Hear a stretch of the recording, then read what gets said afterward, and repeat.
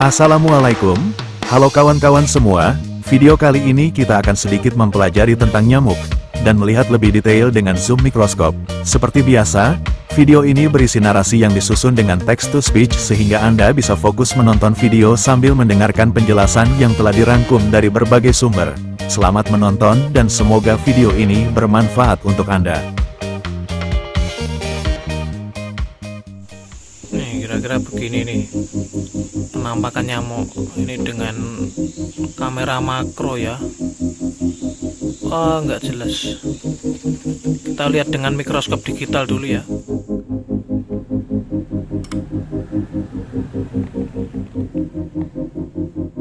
Perhatian, video ini dibuat bukan oleh seorang ahli pengamatan. Video ini bertujuan untuk menambah sedikit edukasi dan wawasan, dan yang paling penting adalah mengobati rasa penasaran dan rasa keingintahuan. Semoga video ini bermanfaat untuk kita semua.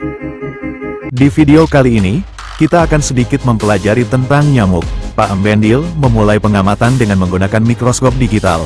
Nyamuk adalah serangga kecil yang termasuk dalam ordo Diptera atau lalat dan famili Culicidae atau Agas. Secara anatomi, nyamuk memiliki tubuh langsing, 6 kaki panjang, dan 2 sayap bersisik. Tubuh nyamuk terbagi menjadi 3 bagian yaitu kepala, toraks, dan perut. Sebagian besar nyamuk dewasa berukuran antara 1/4 hingga setengah inci. Sebelum melanjutkan pengamatan, sambil menonton video pengamatan ini, saya harap Anda dengan senang hati mendengarkan penjelasan dari saya. Pembahasan kali ini, kita akan melihat lebih jelas bagian-bagian tubuh nyamuk, dan sedikit mempelajari sedikit tentang nyamuk. Nyamuk adalah serangga yang dikenal sebagai pembawa penyakit, dan dapat menularkan berbagai jenis infeksi kepada manusia. Kehadirannya cukup mengganggu bagi manusia, tak hanya sebagai sumber penyakit.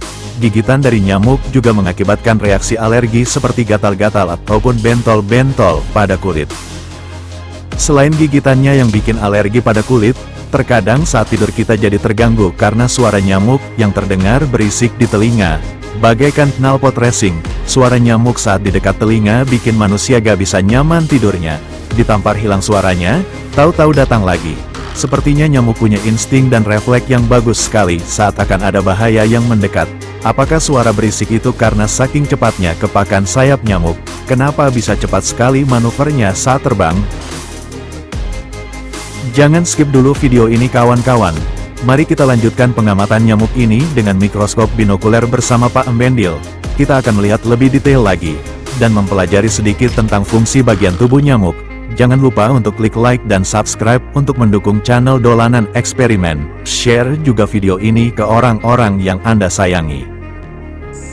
Kita beralih ke mikroskop binokuler ya kawan-kawan, karena pembesaran dengan mikroskop digital itu terbatas. Biar lebih jelas lagi ya, disilahkan melanjutkan menonton dan semoga video ini bermanfaat untuk kawan-kawan semua. Pak Embendil melanjutkan pengamatan dengan mikroskop binokuler untuk melihat lebih detail bagian-bagian tubuh nyamuk. Bagian tubuh nyamuk yang pertama dilihat adalah abdomen atau perut nyamuk. Abdomen pada nyamuk terdiri dari 8 ruas. Pada nyamuk jantan, abdomen berfungsi untuk menampung zat-zat cair yang dihisap yakni cairan tumbuhan, buah-buahan, dan keringat. Sedangkan pada nyamuk betina, berfungsi untuk menampung darah, yang dipakai sebagai makanan untuk reproduksi telur. Perlu diketahui bahwa hanya nyamuk betinalah yang suka menyedot darah kita. Selanjutnya adalah antena. Antena pada nyamuk berfungsi sebagai organ peraba dan pembau. Antena ini terpasang di bagian kepala bersama dengan mata majemuk dan palpi. Ada perbedaan antena betina dan jantan. Pada nyamuk jantan, antena lebih berbulu lebat atau disebut dengan plumos. Bulu-bulu ini membantu nyamuk jantan merasakan dan mendengarkan kepakan sayap calon pasangannya. Pada nyamuk betina, antena berbulu agak jarang, yang disebut pilose. Bulu-bulu ini mengandung bau reseptor yang membantu nyamuk betina mencari sumber darah untuk bereproduksi. Kemudian bagian sayap. Mungkin bagian inilah yang bikin tidur Anda jadi terganggu karena suaranya yang berisik bagaikan knalpot racing. Suara berisik pada nyamuk berasal dari kepakan sayapnya. Nyamuk dapat mengepakkan sayapnya hingga 1000 kali per detik. Tak ayal kalau manuvernya pun juga cepat, menghindari tamparan kita. Dan dari kepakan inilah yang menghasilkan suara dengung tersebut. Nyamuk betina sering berdengung di sekitar kepala kita. karena di kepala lah sumber keluarnya karbon dioksida. Karbon dioksida merangsang nyamuk betina untuk mulai mencari inang dan hinggap, mencari darah sebagai makanannya.